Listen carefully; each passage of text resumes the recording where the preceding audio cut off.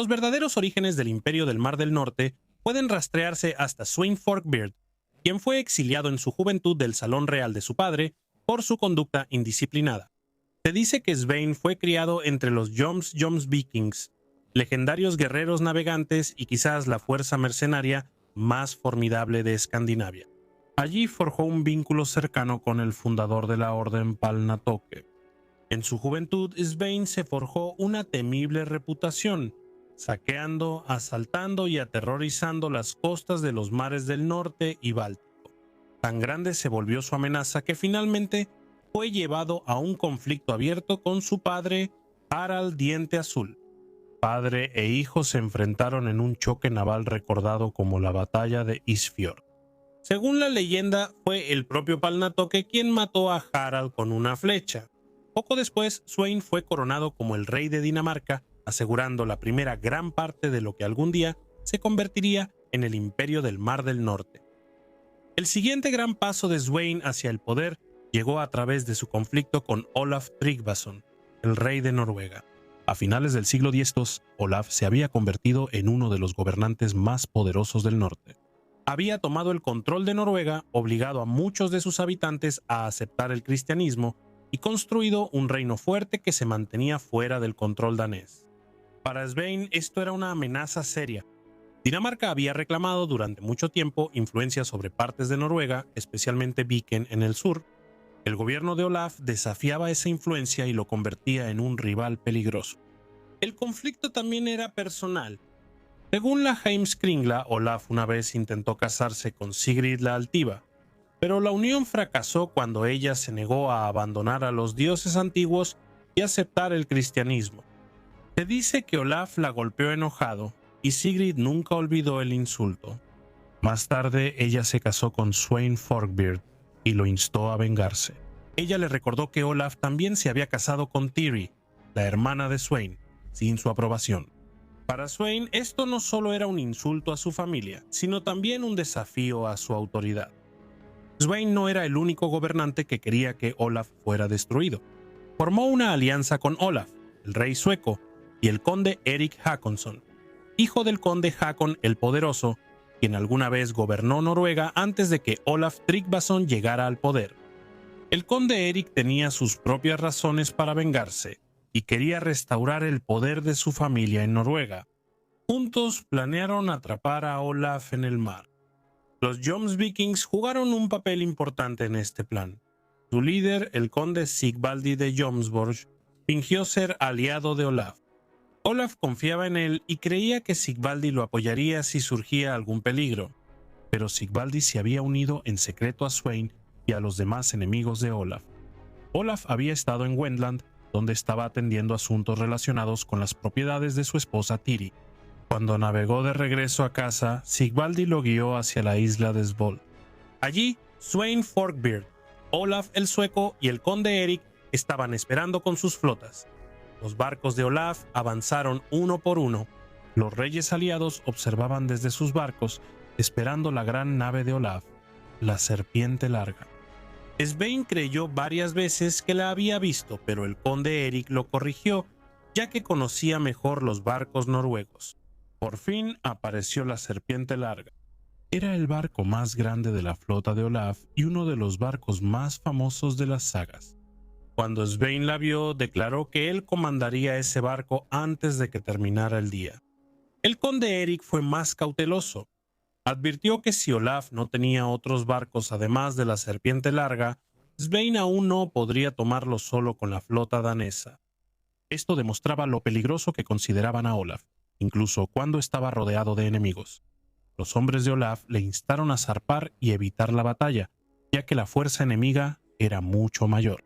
Pero Olaf se negó, eligió quedarse y luchar. Los barcos noruegos fueron atados entre sí, con la Serpiente Larga en el centro. Olaf se preparó para enfrentarse a los tres enemigos al mismo tiempo: Svein y los daneses, Olaf y los suecos, y el conde Erik con sus guerreros noruegos. Sweyn Forkbeard atacó primero. Lanzó la flota danesa contra los barcos de Olaf, pero los noruegos pelearon ferozmente y rechazaron a los daneses. Olaf, el rey sueco, atacó después, pero sus hombres también fueron obligados a retirarse. La lucha más dura vino del conde Eric. A diferencia de los demás, él no se retiró después del primer asalto. Atacó los barcos exteriores de la línea de Olaf, los fue despejando uno por uno y los separó de la línea.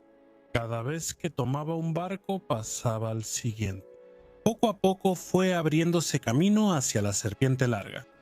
La batalla final en la Serpiente Larga fue brutal.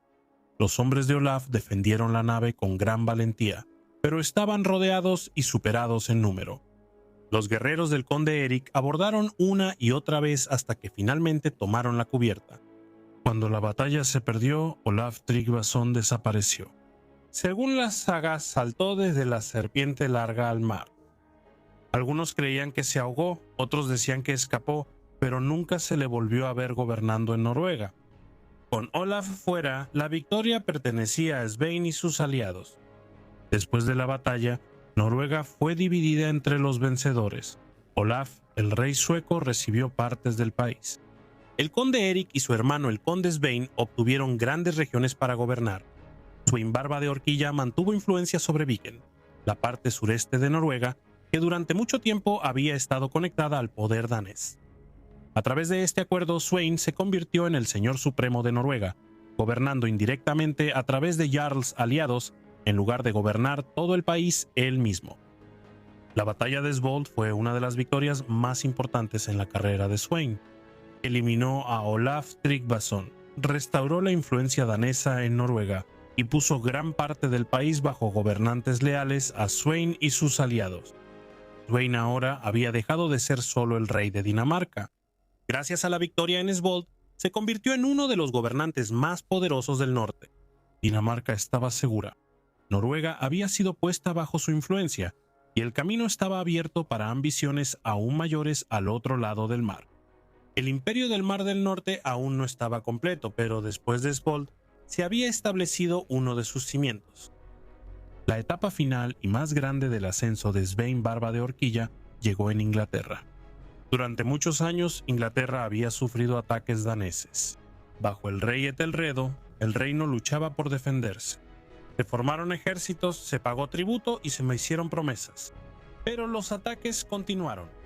La corona inglesa parecía incapaz de traer una paz duradera, y la debilidad del gobierno de Ethelred le dio a Sweyn la oportunidad que necesitaba. En el año 1002, Ethelred tomó una de las decisiones más infames de su reinado. En el día de San Brice, ordenó la matanza de los daneses que vivían en Inglaterra.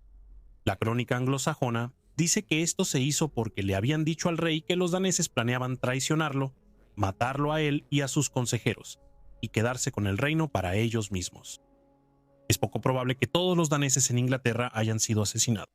Muchas personas de sangre danesa vivían en el Danelaw y estaban demasiado arraigadas en la sociedad inglesa como para que una orden así se pudiera cumplir en todas partes. Sin embargo, miles de daneses fueron pasados a espada. Para Etelredo esto fue un acto de defensa. Para los daneses fue asesinato. La tradición posterior afirmaba que entre los muertos estaba Gunhild, la hermana de Svein Barba de Horquilla. Si cada detalle de esa historia es cierto o no, la masacre le dio a Svein una poderosa razón para regresar a Inglaterra. Eso convirtió la guerra en venganza. Le dio a su invasión una causa que cada guerrero de su flota podía entender. En el año 1003, Svein regresó. La crónica anglosajona registra que trajo su flota a Exeter. La ciudad fue traicionada y tomada, y los daneses se llevaron grandes riquezas. Desde ahí, el ejército de Svein se movió por el sur. Quemaron, saquearon y rompieron la fuerza de los ingleses donde quiera que pudieron. Un año después llegó a Norwich y destruyó la ciudad. Ufsetil, el líder de los anglos orientales, intentó hacer la paz, pero los daneses pronto rompieron la tregua y marcharon hacia Thetford. Ufsetil reunió las fuerzas que pudo y los enfrentó en batalla. La lucha fue dura y muchos hombres murieron en ambos bandos. Las crónicas dicen que los propios daneses admitieron que nunca habían enfrentado una lucha peor en Inglaterra que la que Ufsetil les dio. Pero ni siquiera esta resistencia pudo detener a Svein por mucho tiempo. Inglaterra se estaba desgastando. El patrón se repitió durante años. Los ejércitos daneses iban y venían. Se incendiaban pueblos, se pagaba tributo. Los ejércitos ingleses no lograron atrapar a los invasores ni forzar una victoria definitiva. Ethelred seguía siendo rey, pero su autoridad se estaba debilitando. Cada incursión hacía que Ethelred pareciera cada vez menos capaz de proteger a su pueblo.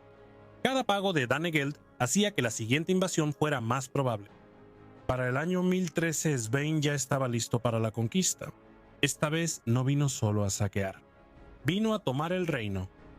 Antes de agosto de ese año, Svein llegó a Sandwich con una gran flota.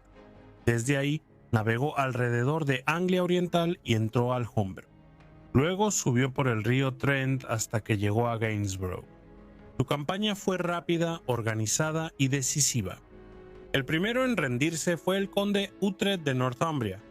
Después de él vinieron los northumbrianos, la gente de Lindsey, los 5 burgos y toda la gente al norte de Watling Street.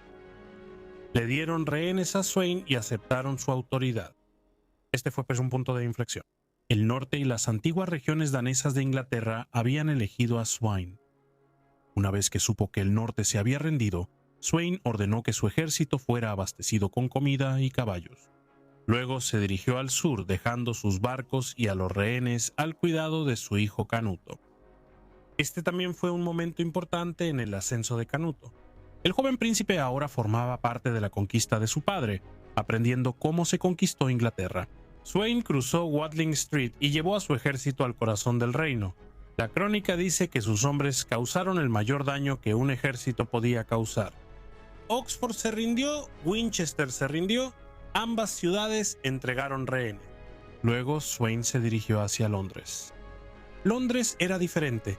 Ethelred estaba dentro de la ciudad, y también Thorkel el Alto, el gran guerrero danés que había entrado al servicio de Ethelred.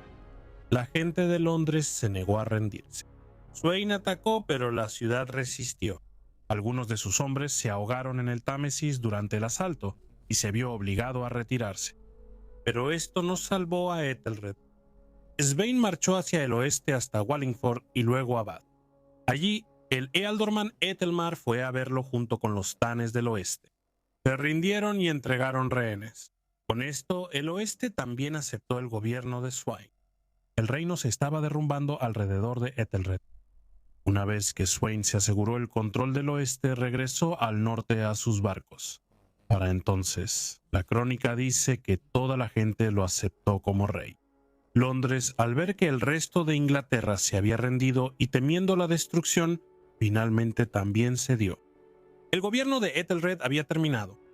El viejo rey envió a la reina Emma y a sus hijos, Eduardo y Alfredo, al otro lado del mar, a Normandía. Él mismo primero se retiró a la isla de Wight y luego también se exilió en Normandía. Inglaterra, que había sido gobernada durante generaciones por la casa de Wessex, ahora pertenecía a Sweyn Forkbeard. Svein fue coronado y aceptado como el rey de Inglaterra en el año 1013.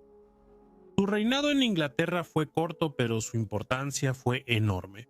Ya era el rey de Dinamarca. Desde la caída de Olaf Tryggvason, también había tenido el poder sobre Noruega a través de jarls aliados. Ahora había tomado Inglaterra, el reino más rico del norte. En una sola vida, Svein había pasado de la rebelión en Dinamarca a convertirse en el gobernante de un imperio del norte. El Iconium de Emma, escrito más tarde en alabanza a la reina Emma y la casa real danesa, presenta esta conquista como el inicio de un gran destino real. Dice que Svein obtuvo un gran honor mundano por el gobierno del imperio que gobernaba, transmitiendo que el imperio del Mar del Norte comenzó con él. El triunfo de Svein no fue solo la victoria de un saqueador vikingo, fue la caída de un rey inglés y el surgimiento de un nuevo orden en el mundo del Mar del Norte. Dinamarca había sido asegurada. Noruega había sido puesta bajo su influencia. Inglaterra ahora lo había aceptado como rey. Por un breve momento, Svein Barba de Horquilla se encontraba por encima de las 3 grandes potencias de los mares del norte. Su gobierno no duró mucho, ya que murió en Gainsborough en febrero del año 1014, solo unas semanas después de su victoria final. Pero su conquista cambió la historia. Demostró que Inglaterra podía ser tomada por un rey danés y preparó el camino para Canuto, quien regresaría para construir el imperio que su padre había comenzado. Sweyn no vivió lo suficiente para disfrutar plenamente la gloria de su logro. Para el momento de su muerte, los cimientos del Imperio del Mar del Norte ya habían sido establecidos. Cuando Sweyn Forkbeard murió en el año 1014, su imperio no pasó de manera segura a manos de su hijo. Canuto aún era joven. Lo habían dejado en Inglaterra con la flota danesa, y muchos de los hombres que se habían sometido a Sweyn ahora dudaban. Los nobles ingleses habían aceptado a Sweyn como rey, pero aún no habían aceptado a Canuto. El viejo rey Ethelredo todavía estaba vivo en Normandía, y muchos ingleses ahora volvían la mirada hacia él, no porque lo amaran, sino porque era el rey que conocían. Los consejeros ingleses mandaron llamar a Ethelredo y le ofrecieron recibirlo de nuevo, pero solo si los gobernaba mejor que antes. Fue un momento raro en la historia inglesa. Un rey que había perdido su trono estaba siendo llamado de regreso, pero no sin condiciones. Ethelred prometió ser un mejor señor para su pueblo, perdonar a quienes se habían vuelto en su contra y gobernar con más justicia. Así que Ethelred regresó del exilio. Canuto no podía mantener por sí solo el control de Inglaterra. La conquista de su padre había sido repentina y poderosa, pero aún no se había consolidado. Con Ethelredo de vuelta en el trono, Canuto se vio obligado a marcharse. Antes de zarpar, la crónica anglosajona registra un último acto de crueldad. Los rehenes que habían sido entregados a su padre fueron llevados a Sandwich mutilados y abandonados. Les cortaron las manos, las orejas y las narices. Fue un mensaje brutal. Canuto había sido expulsado, pero no había renunciado a su pretensión al trono. Él volvería. Por un corto tiempo, Ethelredo recuperó su reino, pero Inglaterra seguía dividida y débil. El rey había prometido reformas, pero los viejos problemas permanecían. Los nobles desconfiaban unos de otros. El país estaba agotado por años de invasión. El norte y las antiguas regiones danesas aún estaban abiertas a la influencia de Canuto. La casa de Wessex había sobrevivido, pero no había recuperado su fuerza. En el año 1015 Canuto regresó. Según el Iconium de Emma, Canuto regresó a Dinamarca, reunió sus fuerzas y preparó una nueva invasión. Thorkel el Alto, uno de los más grandes guerreros de la época, volvió con él y lo instó a regresar a Inglaterra. El Iconium describe la flota de Canuto como magnífica y aterradora, llena de hombres armados, escudos brillantes y barcos decorados con oro y plata. El relato está escrito para alabar a Canuto, pero muestra cómo se recordaba su regreso, no como una incursión, sino como la llegada de un rey que venía a reclamar lo que creía que era su herencia. La crónica anglosajona afirma que Canuto llegó a Sandwich con una gran flota. Desde ahí, navegó hacia el oeste y comenzó su conquista de nuevo. Wessex se rindió ante él y tomó rehenes de la población. Poco después, el poderoso ealdorman Edric Streona, el conde de Mercia, se unió a él con 40 barcos. Esto fue un golpe serio para Ethelredo. Edric había sido durante mucho tiempo uno de los hombres más peligrosos en la política inglesa. Era inteligente, ambicioso y poco confiable. Su decisión de unirse a Canuto demostraba que incluso entre la élite inglesa, la fe en Ethelredo se estaba desmoronando. Mientras Canuto avanzaba, Inglaterra cayó en crisis. En el norte, Edmundo, el hijo de Ethelredo, había comenzado a actuar con creciente independencia. En el año 1015, dos importantes nobles de los 5 burgos, Sigefrid y Morcar, fueron asesinados en Oxford. La viuda de Morcar, Ealdgith, fue capturada por el rey Ethelredo y llevada a Malmesbury. Edmundo fue allí, la tomó en contra de la voluntad de su padre y se casó con ella. Luego cabalgó hacia el norte, a Northumbria, donde la gente se sometió a él. Esto fue más que un matrimonio, fue una jugada política. Edmundo estaba construyendo su propio poder mientras su padre aún vivía. Se estaba convirtiendo en el hombre al que muchos ingleses acudirían cuando Ethelredo ya no pudiera defender el reino. Canuto y Edmundo ahora estaban surgiendo al mismo tiempo. Canuto era el hijo de Sven Barba de Orquilla, heredero de la conquista danesa de Inglaterra. Edmundo era el hijo sobreviviente más fuerte de Ethelredo, heredero de la antigua Casa Real de Wessex. Entre ellos se encontraba un reino roto. En el año 1016 Ethelredo murió. Murió el 23 de abril, el día de San Jorge, después de un reinado largo y problemático. Pocos reyes ingleses habían enfrentado tal desastre. Había perdido su reino una vez, regresado del exilio, y luego vio cómo Knut invadía de nuevo. Su muerte dejó a Inglaterra dividida. La gente de Londres eligió a Edmundo como rey, mientras que otros se sometieron a Canuto.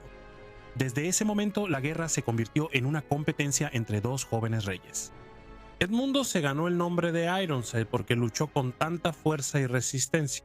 Él no heredó un trono pacífico, heredó un reino bajo ataque, con enemigos dentro y fuera de sus fronteras. Sin embargo, no se derrumbó, luchó.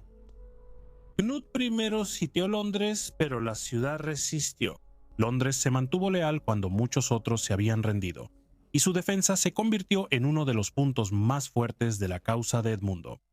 Knut intentó tomar la ciudad por la fuerza, pero ésta se resistió. Edmundo entonces cabalgó hacia Wessex y reunió apoyo. Los hombres de Wessex lo aceptaron, y él reunió un ejército contra los daneses. La guerra avanzó rápidamente. Los dos bandos se enfrentaron una y otra vez, sin que ninguno pudiera destruir al otro de inmediato. El primer gran enfrentamiento ocurrió en Penswood. Edmundo luchó contra las fuerzas de Knut ahí, y poco después se volvieron a enfrentar en Sherstone. La batalla en Sherstone fue dura y sangrienta, y duró más de un día. Tanto los ingleses como los daneses sufrieron bajas, y ninguno de los dos bandos obtuvo una victoria definitiva. Y luego vino Brentford. Edmundo luchó cerca de la ciudad de Londres. Los ingleses tuvieron éxito ahí, pero muchos de los propios hombres de Edmundo se ahogaron en el Támesis, porque cruzaron demasiado ansiosos en busca de botín. Aún así, Edmundo había demostrado que Canuto podía ser derrotado. La lucha continuó. Knut seguía siendo peligroso y Edmundo tenía que seguir reclutando ejércitos de un país cansado. La última gran batalla se libró en Asandún en octubre del año 1016. Allí, Edmundo reunió un gran ejército inglés y se enfrentó a Knut en una batalla abierta. Debió haber sido el momento en que Inglaterra se salvó, pero la vieja debilidad regresó. Edric Streona, quien ya había cambiado de bando antes, traicionó a los ingleses en el peor momento posible. Según la tradición, huyó con sus hombres y ayudó a que la batalla se volviera en contra de Edmundo. La derrota en Asandún fue devastadora. Muchos de los más grandes nobles ingleses murieron. Guillermo de Malmesbury escribió más tarde que en ese campo Canuto destruyó un reino y que la flor de Inglaterra se marchitó ahí. Se recordó como la batalla que rompió la última gran resistencia a la conquista danesa. Pero Edmundo sobrevivió. Escapó hacia el oeste y aún intentó continuar la guerra. Canuto lo persiguió hasta Gloucestershire. Ambos reyes habían luchado duro. Ambos habían perdido hombres. Ambos sabían que Inglaterra no podía soportar una guerra interminable. En este punto, las fuentes comienzan a contar una de las historias más famosas de la época. La crónica anglosajona da la versión más sencilla. Por consejo de los consejeros reunidos, los dos reyes hicieron las paces. Se convirtieron en aliados y hermanos juramentados. Confirmaron el acuerdo con promesas y juramentos. Edmundo se quedó con Wessex, mientras que Canuto tomó Mercia y la parte norte de Inglaterra. Esa es la versión sobria. Pero escritores posteriores convirtieron la reunión en algo más grande. En el encomio de Emma se dice que Edmundo ofreció combate singular a Canuto en una etapa anterior de la guerra. Canuto, presentado como sabio y cauteloso, se negó a pelear en el momento equivocado. Dijo que esperaría un mejor momento cuando la batalla fuera apropiada y la victoria más segura. El propósito de la historia era mostrar que Canuto no era un cobarde, sino un gobernante que sabía cuándo luchar y cuándo esperar.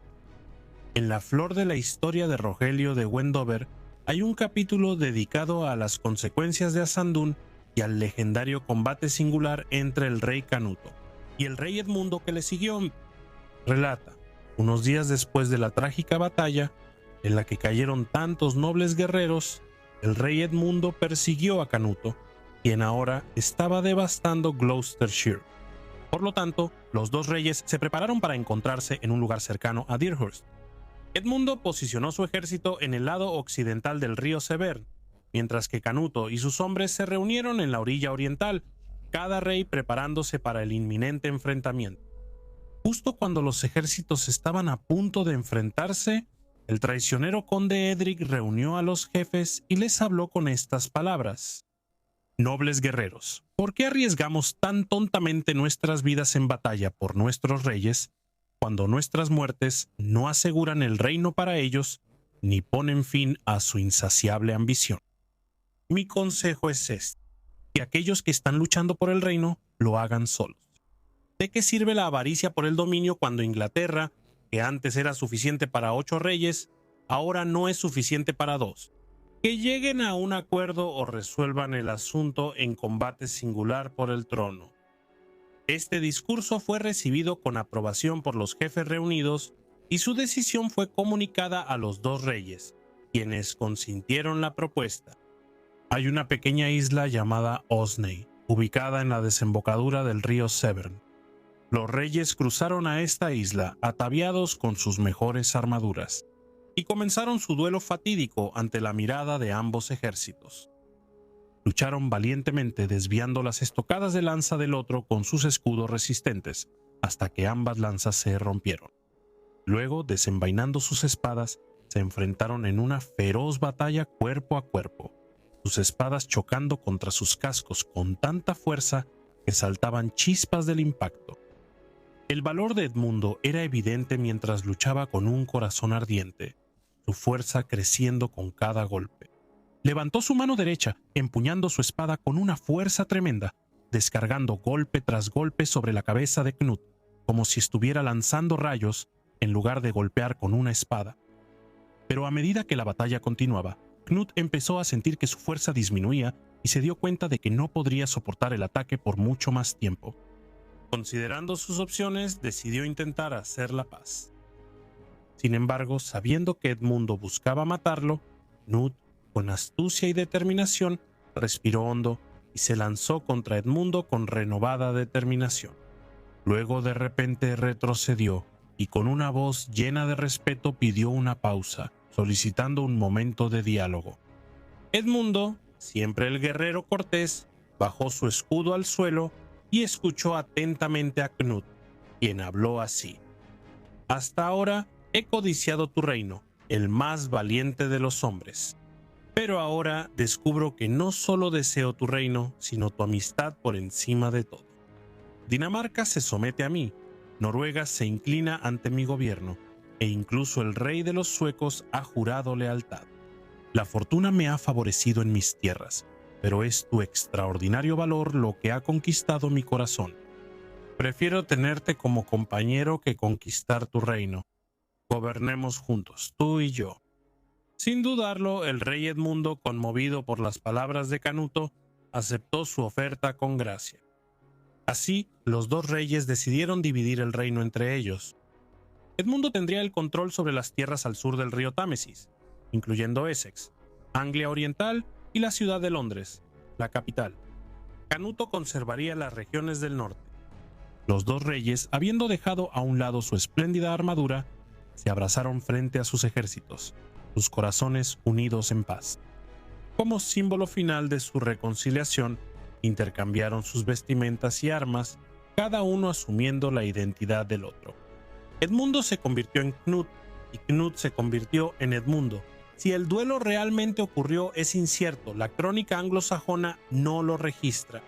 El relato más antiguo y confiable solo dice que los reyes se reunieron, hicieron las paces y se convirtieron en hermanos juramentados. Pero la leyenda sobrevivió porque capturó el significado del momento.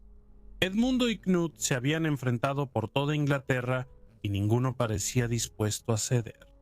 La idea de que finalmente se enfrentaron cara a cara, espada contra espada, antes de elegir la hermandad sobre la destrucción, se convirtió en una de las grandes historias de la conquista danesa. La paz que siguió dividió a Inglaterra. Edmundo se quedó con Wessex y Knut tomó Mercia y el norte. Londres hizo las paces con el ejército danés y los hombres de Knut se establecieron allí durante el invierno. Inglaterra ahora tenía 2 reyes, uno inglés y uno danés, unidos por un juramento. Pero el acuerdo no duró. El 30 de noviembre del año 1016 murió Edmundo Ironside. La crónica anglosajona solo dice que murió el día de San Andrés y fue enterrado con su abuelo Edgar en Glastonbury. Historias posteriores dieron explicaciones más oscuras, pero la crónica no da detalle. Lo que importaba era el resultado. Cuando Edmundo murió, Canuto se convirtió en rey de toda Inglaterra. Después de que Canuto se convirtió en el rey de Inglaterra, su poder aún no era total. Había ganado el reino más rico del norte, pero Dinamarca, la tierra de sus padres, aún no era suya. Cuando Svein Forkbeard murió en el año 1014, el trono danés no pasó a Canuto, pasó a su hermano Harald. Cuando Svein murió, su imperio se dividió por las circunstancias. El ejército danés en Inglaterra eligió a Canuto como rey, pero los ingleses hicieron volver del exilio a Ethelredo y expulsaron a Canuto. En Dinamarca, Harald, otro hijo de Svein, se convirtió en rey.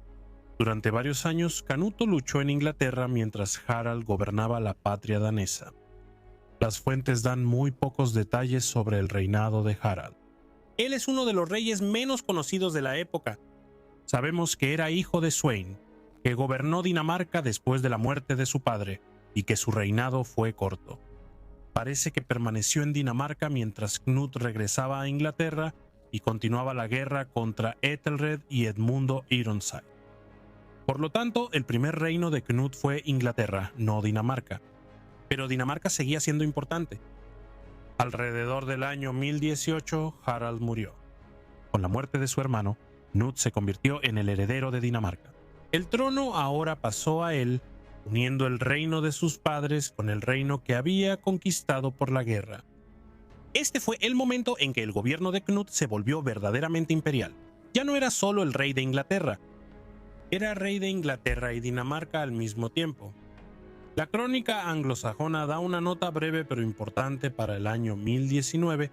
Dice que el rey Knut fue a Dinamarca con 9 barcos y se quedó allí durante el invierno. La crónica no da una explicación larga. No describe las batallas, ceremonias o discursos, pero el significado es claro. Knut tuvo que ir a Dinamarca en persona. Tuvo que asegurar el reino, resolver sus asuntos y mostrarse ante el pueblo danés como su rey. Después de que Knut se convirtió en el rey de Inglaterra y Dinamarca, un reino aún permanecía fuera de su poder. Ese reino era Noruega. Noruega estaba gobernada por Olaf Haraldsson, quien más tarde sería recordado como San Olaf. Era un rey fuerte pero también duro. Al igual que Olaf Tryggvason antes que él, usó la fuerza para fortalecer el cristianismo y la autoridad real. Rompió el poder de muchos jefes locales, castigó a quienes se le resistieron e intentó que Noruega obedeciera a un solo rey. Esto lo hizo poderoso, pero también le hizo enemigo. Muchos jefes noruegos se habían cansado del gobierno de Olaf. Algunos habían perdido tierras, algunos habían perdido influencia, y algunos temían sus castigos. A otros no les gustaba la autoridad que reclamaba sobre hombres que antes gobernaban sus propios distritos, casi como reyes. Knut entendía esta debilidad. No empezó invadiendo Noruega solo con la espada. Empezó ganándose a los hombres de Olaf. Según la Heimskringla, Knut envió regalos, promesas y mensajes a Noruega. Ofreció riquezas a los grandes señores del país. Prometió honor a quienes lo apoyaran. Dio esperanza a los hombres que habían sufrido bajo Olaf o que se sentían ignorados por él. Esta fue una de las mayores habilidades de Knut como gobernante. Él sabía que los reinos no solo se ganaban con batallas, también se ganaban con lealtad, plata y paciencia. Olaf vio lo que estaba pasando. Él entendió que el poder de Knut estaba creciendo demasiado. Knut ahora tenía a Inglaterra detrás de él, con su riqueza y sus barcos. Tenía a Dinamarca como su tierra natal y base. Si también conseguía apoyo dentro de Noruega, Olaf estaría rodeado. Así que Olaf hizo una alianza con Anund Jacob, el rey de Suecia. Juntos, Olaf y el rey sueco se movieron contra el poder de Knut en Dinamarca. Su objetivo era atacar antes de que Knut pudiera traer toda su fuerza contra Noruega. Esto llevó a la batalla del río Sagrado, conocida como Helge. Los relatos de la batalla difieren. La crónica anglosajona dice que Knut luchó contra una gran fuerza de Suecia y que muchos daneses e ingleses se perdieron. Incluso dice que los suecos se quedaron con el campo de batalla. En esa versión, Canuto sufrió mucho. La Heimskringla cuenta la historia de manera diferente. Dice que Olaf y Anund usaron astucia. Bloquearon el río y liberaron el agua contra la flota de Canuto, destruyendo muchos barcos y matando a muchos hombres. Pero la fuerza principal de Canuto sobrevivió. Olaf y Anund habían ganado lo que pudieron, pero no pudieron destruir a Canuto. Se retiraron en lugar de arriesgarse a una batalla mayor. Aunque Canuto sufrió pérdidas, su poder no fue quebrantado. Todavía tenía Inglaterra, todavía tenía Dinamarca, todavía tenía más riquezas que sus enemigos. Olaf, por otro lado, estaba perdiendo apoyo dentro de Noruega. Después de Helge, Canuto continuó su trabajo. No se apresuró ciegamente a Noruega. Esperó hasta que la posición de Olaf se debilitara. Más jefes noruegos se volvieron contra su rey. Algunos estaban cansados de su gobierno. Algunos habían sido comprados por los regalos de Canuto. Algunos creían que Canuto les daría más libertad y honor de lo que Olaf les había permitido. Para el año 1028 había llegado el momento. La crónica anglosajona dice que Canuto navegó de Inglaterra a Noruega con 50 barcos, tripulados por nobles ingleses. Este es un detalle poderoso. Canuto ya no era solo un rey danés usando guerreros daneses. Ahora estaba usando la fuerza de Inglaterra para conquistar Noruega. Su imperio ya comenzaba a actuar como una sola fuerza. La Heimskringla ofrece la versión más completa del norte. Canuto navegó con un gran ejército y avanzó por la costa de Noruega. Olaf no pudo enfrentarlo en una batalla abierta.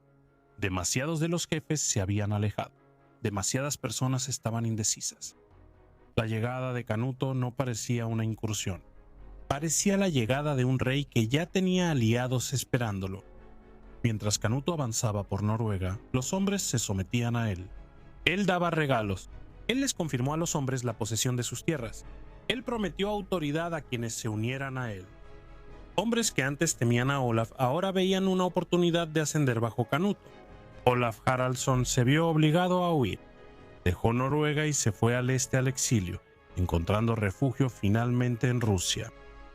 Su reinado colapsó no porque le faltara valor, sino porque demasiada gente de su propio pueblo se volvió en su contra. Knut no solo lo había derrotado desde fuera, también había debilitado su apoyo desde dentro. Después, Knut navegó hacia Trondheim. Allí, según la Heimskringla, convocó un Thing para los 8 distritos de Trondelag.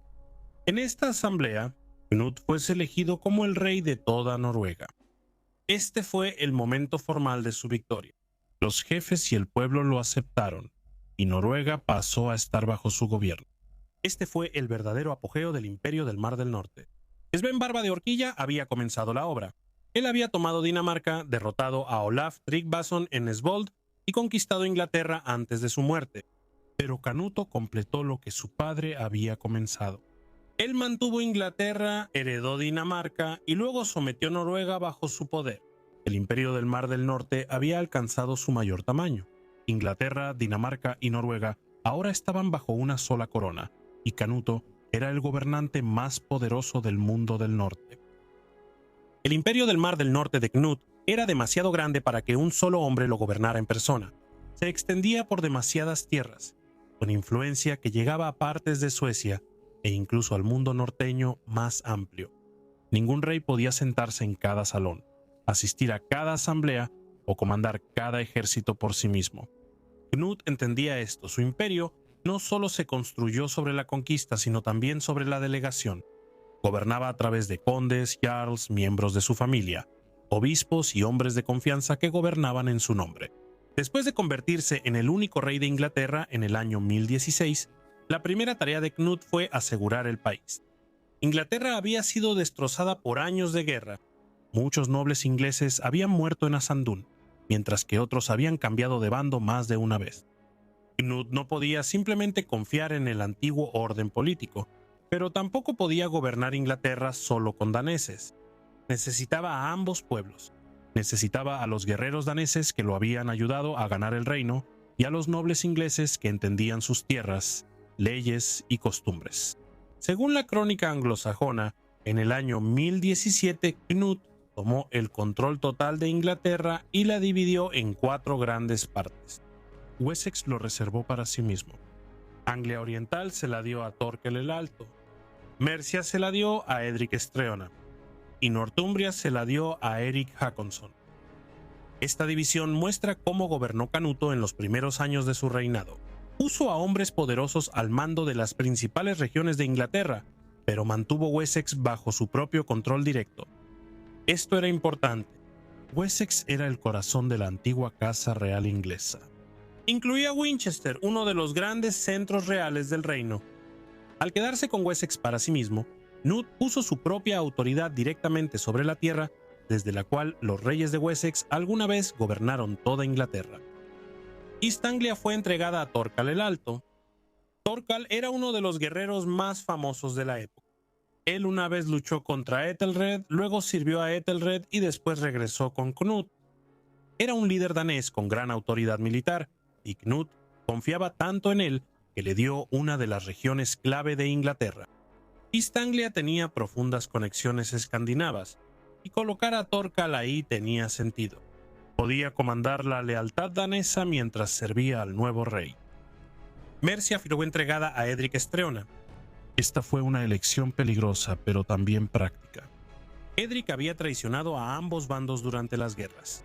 Se había unido a Knut, lo dejó, regresó con él y jugó un papel oscuro en la política inglesa. Pero seguía siendo poderoso. Él conocía a Mercia. Él tenía influencia ahí. Por un corto tiempo, Knut le permitió seguir siendo útil, pero Knut no le permitió seguir siendo peligroso por mucho tiempo. La crónica anglosajona registra que Edric fue ejecutado por Knut en el año 1017. Su muerte eliminó a uno de los hombres menos confiables del reino. Northumbria fue entregada a Erik Håkonsson, un poderoso jarl noruego de la casa de Lade. Esta fue otra decisión cuidadosa. Northumbria estaba lejos del sur y durante mucho tiempo había sido difícil de controlar para los reyes ingleses. También tenía fuertes lazos escandinavos. Al colocar a Erik ahí, Knut utilizó a un hombre de poder del norte para gobernar una región del norte. Erik tenía la experiencia, la reputación y los seguidores guerreros necesarios para mantenerlo. Con el tiempo, el gobierno de Knut en Inglaterra cambió. La primera división de 1017 no fue permanente en todos los detalles. Algunos hombres ascendieron, otros cayeron. Thorkell fue proscrito, pero luego se reconcilió con Knut. Edric fue destituido casi de inmediato. Erik finalmente desaparece de la escena política inglesa. En su lugar surgieron nuevos hombres. El más importante de ellos fue Godwin. Godwin comenzó como uno de los partidarios de Edmund Ironside y llegó a convertirse en el conde de Wessex. Esto fue un gran avance. Al principio, Knut se quedó con Wessex para sí mismo, pero más tarde confió a Godwin el gran condado. Godwin se convirtió en uno de los hombres más poderosos de Inglaterra. Su ascenso muestra cómo Knut aprendió a gobernar no solo como un conquistador, sino como un rey inglés. No dependió para siempre de comandantes daneses. Elevó a ingleses que le eran leales y los convirtió en pilares de su gobierno. Knut también entendía la importancia de la iglesia. Gobernó como un rey cristiano y se esforzó por presentarse no como un conquistador pagano, sino como un gobernante legítimo elegido por Dios. Apoyó a las iglesias, honró a los santos y hizo las paces con el clero inglés. Esto importaba mucho. La iglesia le dio legitimidad a su gobierno. Ayudó a unir a daneses e ingleses bajo un solo reinado cristiano. La peregrinación posterior de Canuto a Roma y su carta al pueblo inglés muestran lo cuidadoso que era en querer ser visto como un gobernante cristiano justo, no solo como un rey guerrero. Inglaterra se convirtió en la parte más rica y estable de su imperio. Le dio a Knut plata, barcos, administradores capacitados y prestigio real. Su sistema de condados, impuestos, acuñación de monedas y gobierno escrito era más fuerte que cualquier cosa en Escandinavia. Knut usó esta fortaleza para respaldar su gobierno más amplio. En muchos sentidos, Inglaterra se convirtió en el centro del imperio del Mar del Norte. Dinamarca era diferente, era el reino ancestral de Knut, pero no podía quedarse allí todo el tiempo. Después de la muerte de su hermano Harold, Knut se convirtió en el rey de Dinamarca, pero aún así pasó gran parte de su reinado en Inglaterra. Para gobernar Dinamarca, confió en hombres de confianza y en conexiones familiares. Una de las figuras más importantes en Dinamarca fue Ulf Elfric. Elfric estaba casado con la hermana de Knut, Estrid, lo que lo convertía en parte de la familia real. Knut le confió una gran autoridad en Dinamarca y Elfric también se relacionó con el joven hijo de Knut, Harthacnut. Harthacnut era el hijo de Knut y la reina Emma. y Knut claramente tenía la intención de que él heredara Dinamarca. Al colocar a Harthacnut en Dinamarca y dejar a Elfric con poder allí, Knut estaba tratando de asegurar la sucesión danesa mientras él gobernaba el imperio más amplio. Pero este arreglo conllevaba riesgos.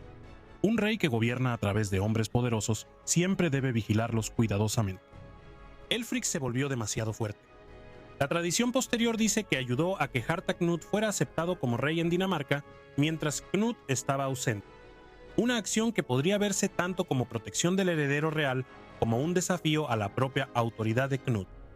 Muy pronto Knut mandó matar a Elfric.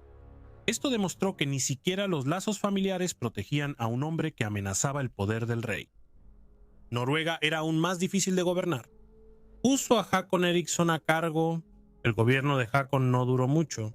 Después de su muerte, Knut puso a su propio hijo Sweyn al mando de Noruega, con la madre de Sweyn, Elfgifu de Northampton, como figura principal en el gobierno. Esta fue una forma más directa de control real.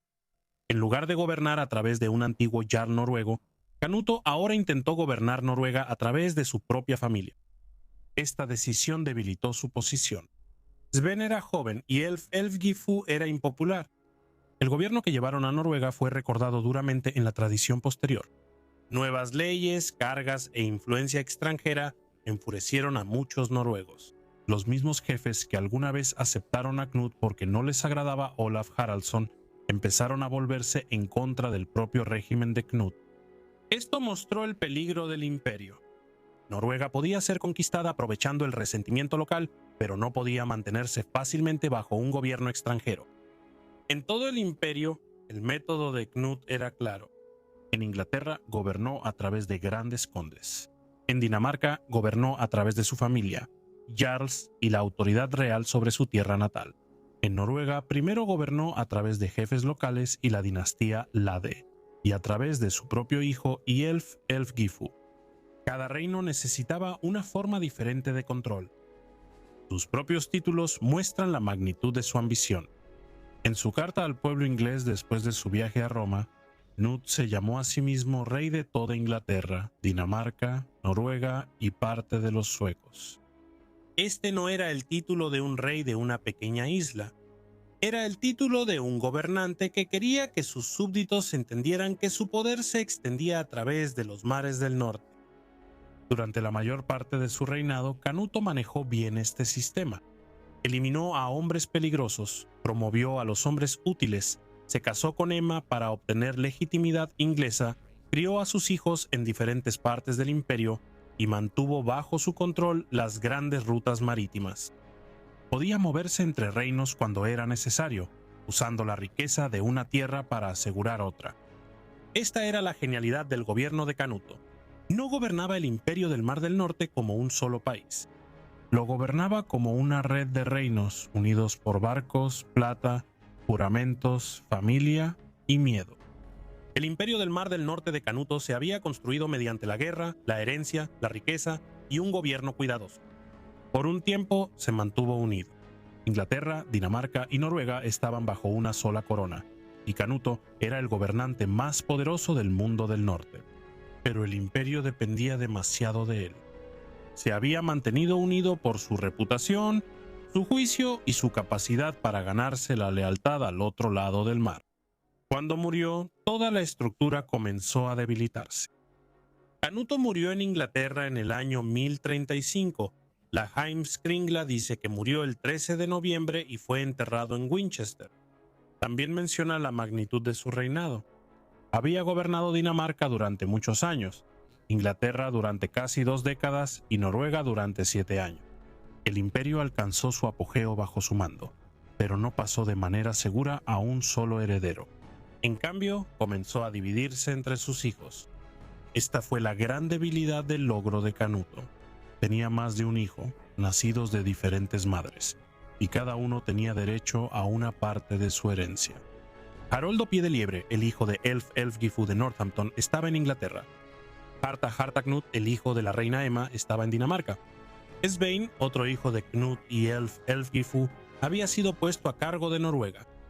Estos 3 hombres representaban 3 partes del imperio, pero no lo mantenían unido como lo había hecho Knut. Noruega fue la primera en separarse. Knut había puesto a su hijo Sweyn al mando de Noruega, con Ælfgifu de Northampton desempeñando un papel principal en el gobierno. Según la Heimskringla, su gobierno se volvió profundamente impopular. Los noruegos lo recordaban como un gobierno duro, lleno de nuevas cargas y leyes que enfurecieron al pueblo. Los jefes que una vez ayudaron a Knut a expulsar a Olaf Haraldsson ahora empezaron a arrepentirse de lo que habían hecho. En el año 1035, Magnus, el hijo de Olaf Haraldsson, regresó del exilio. Magnus regresó en el momento justo. Sweyn y Ælfgifu eran odiados. Knut estaba muerto. Dinamarca e Inglaterra estaban distraídas por sus propios problemas de sucesión. Los jefes noruegos ahora se volvieron hacia Magnus y lo aceptaron como rey. Sweyn y Ælfgifu se vieron obligados a abandonar Noruega. Con eso, el gobierno de Sweyn en Noruega terminó. Poco después, el propio Sweyn murió. Noruega había sido el último gran reino añadido al gobierno de Knut, y fue el primero en abandonarlo. Inglaterra también cayó en la incertidumbre. Cuando Knut murió, Harta Knut se suponía que sería el principal heredero. Él era hijo de la reina Emma y a través de ella estaba ligado a la antigua Casa Real de Inglaterra, así como a Dinamarca. Pero él estaba en Dinamarca enfrentando amenazas allá y no podía venir a Inglaterra de inmediato. Harold Harefoot ya estaba en Inglaterra y se movió rápidamente.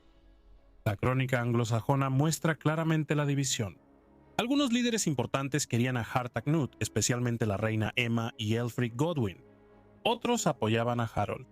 En una gran reunión en Oxford se acordó que Harold gobernaría el norte de Inglaterra y actuaría como gobernante allí, mientras que Emma mantendría Wessex en nombre de Harthacnut.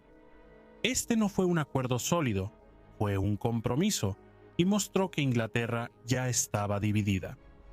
Harold Harefoot no se conformó con tener solo la mitad del poder. Con el tiempo su posición se fortaleció. Harthacnut se quedó en Dinamarca, incapaz de cruzar el mar. El poder de Emma se debilitó y en el año 1037 Harold fue elegido rey de toda Inglaterra y Emma fue desterrada. El reinado de Harold fue breve. La crónica anglosajona no lo presenta como un gran rey. Su gobierno estuvo marcado por la tensión, la sospecha y la sombra de la pretensión de Harthacnut. También se le relaciona con uno de los actos más oscuros de la época, el cegamiento y la muerte de Ælfric, el hijo de Ethelred y Emma, quien había regresado de Normandía y cayó en manos inglesas. Fuentes posteriores culpan a Harold y a sus partidarios por el crimen, aunque Ælfric Godwin también aparece como uno de los principales implicados según la tradición. Este evento dañó la reputación de Harold y profundizó la amargura entre los hijos de Knut y los hijos de Ethelred. En el año 1040 Harold murió en Oxford. La crónica anglosajona registra su muerte y dice que mandaron llamar a Harthacnut. Harold había gobernado Inglaterra, pero no había restaurado el imperio de Knut. Él solo había conservado una parte para sí mismo. Harthacnut llegó entonces a Inglaterra. Él llegó antes de mediados del verano en el año 1040 con una gran flota. Por fin, el hijo de Knut y Emma se convirtió en el rey tanto de Inglaterra como de Dinamarca.